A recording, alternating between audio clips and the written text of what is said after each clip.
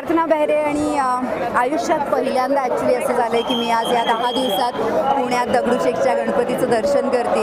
So मला ही opportunity मिळाली याबद्दल मी ज्यांनी सगळ्यांनी मला इन्व्हाइट केलं त्या सगळ्यांचं मी खरंच खूप आभार व्यक्त करते आणि थँक्यू सो मच तुम्हा सर्वांना, सर्व पुणेकरांना.